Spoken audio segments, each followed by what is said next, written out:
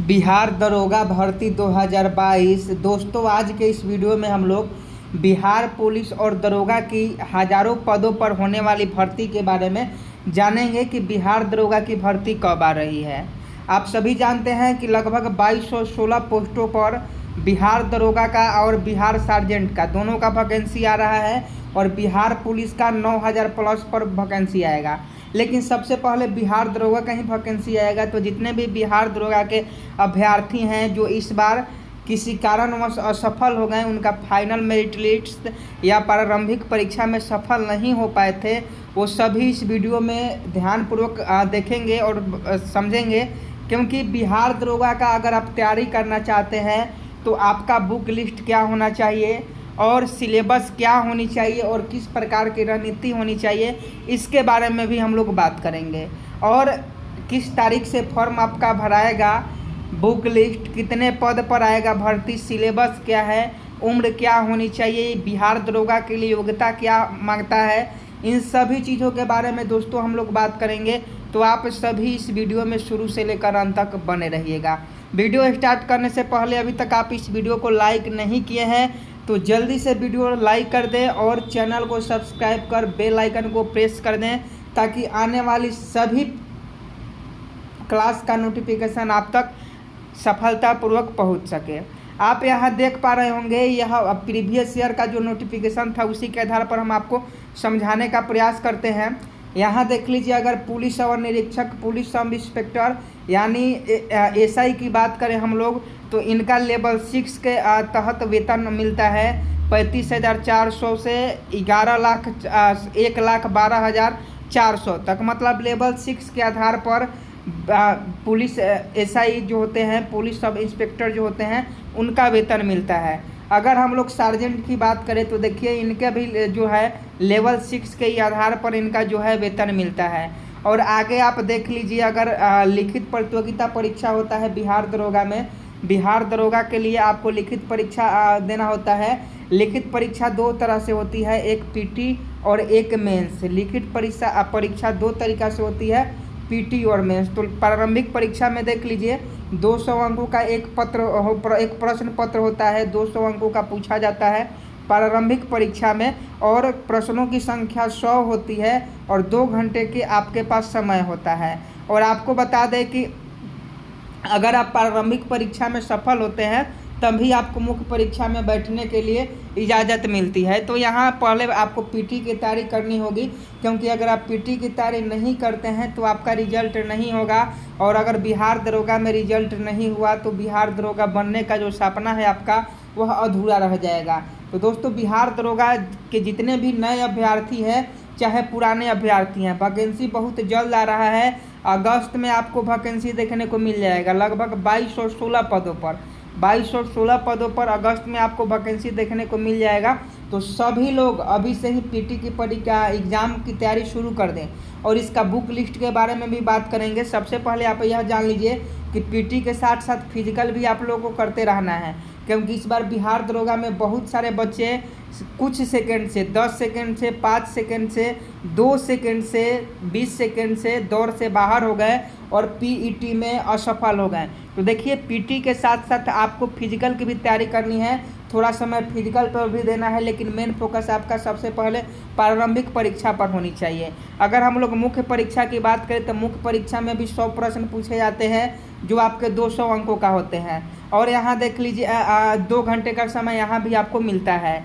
यहाँ देख लीजिए, अगर आप पीटी का एग्ज़ाम दें चाहे मेंस का एग्ज़ाम दें, अगर आप गलत उत्तर देते हैं तो 0.2 अंक आपका काट लिया जाता है। तो इसमें निगेटिव मार्किंग भी होता है। जितने भी नए अभ्यर्थी हैं बिहार दरोगा की तैयारी करने के लिए सोच रहे हैं वो सभी ध्यान से समझे, 0.2 मार्क्स निगेटिव मार्किंग है। तो आप लोग क्वेश्चन का जो आंसर दीजिएगा सोच समझ कर ही दीजिएगा और पीटी का तैयारी कर दीजिए। मुख्य लिखित परीक्षा के आधार पर रिक्तियों के 6 गुना अभ्यर्थियों का चयन किया जाता है। पीटी में आपका 20 गुना, यहाँ देख लीजिए पीटी में आपका 20 गुना चयन किया जाता है और मेंस में जो है आपका 6 गुना चयन किया जाता है फिजिकल के लिए। तो ये बात को ध्यान रखिएगा। अगर हम लोग एजुकेशनल क्वालिफिकेशन की बात करें कि एजुकेशनल क्वालिफिकेशन क्या होना चाहिए, तो सबसे पहले जान लीजिए कि आपके पास ग्रेजुएशन कंप्लीट होना चाहिए, आपका जो ग्रेजुएशन है, स्नातक की जो परीक्षा है वह कंप्लीट होना चाहिए। और इसमें भी कंडीशन लगा देता है बीपीएसएससी कि अगर आप 1 जनवरी 2022 तक अगर आप ग्रेजुएशन पास हैं तभी आप इस फॉर्म को भर सकते हैं। तो ये भी बात आपको ध्यान रखना होगा और फॉर्म भरते समय इस बात को ध्यान में रखकर ही फॉर्म भरना है, नहीं तो फॉर्म भरने के बाद बहुत सारे बच्चे का गलत हो जाता है कास्ट में, एजुकेशनल क्वालिफिकेशन में, सर्टिफिकेट नंबर में, जिसके वजह से उनकी परीक्षा फॉर्म जो है रिजेक्ट कर दिया जाता है। तो ये देख लीजिए, अभ्यर्थियों का उम्र भी देख लीजिए, अभ्यर्थियों का उम्र 20 वर्ष होना चाहिए, 20 वर्ष आपका उम्र होना चाहिए और वो भी 1 जनवरी 2022 तक।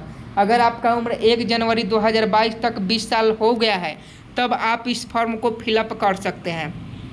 तो यहाँ थोड़ा सा आपको ध्यान देना होगा, चाहे आप एजुकेशनल क्वालिफिकेशन की बात करें या एज की बात करें, दोनों में जो है आपका कंपलसरी है कि जनवरी 2022 तक आपका स्नातक कंप्लीट होना चाहिए और जनवरी 2022 तक आपका एज 20 साल का हो गया रहेगा, तभी आप इस फॉर्म को भर सकते हैं। हालांकि एज तो सभी का हो गया होगा, क्योंकि बिहार के जो विश्वविद्यालय है, चाहे कोई भी विश्वविद्यालय हो, उसमें तो लगभग 3 साल का सेशन 4-5 साल में कंप्लीट करवाया जाता है। तो उम्र के लेकर चिंता आपको नहीं करना है, लेकिन शैक्षणिक योग्यता आप लोग ध्यान में रखकर ही फॉर्म को अप्लाई करें।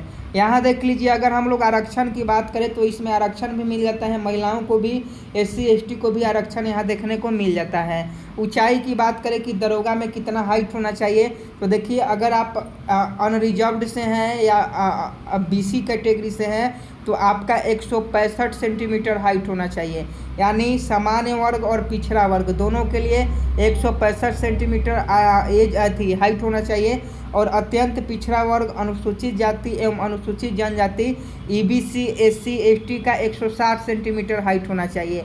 तो EBC के लिए यहाँ छूट है 160 सेंटीमीटर और BC जो है BC EWS और सामान्य जो वर्ग हैं उनके लिए जनरल का 165 सेंटीमीटर एज यहाँ हाइट दिया गया है। और सभी वर्गों के महिलाओं के लिए 155 सेंटीमीटर हाइट होना चाहिए।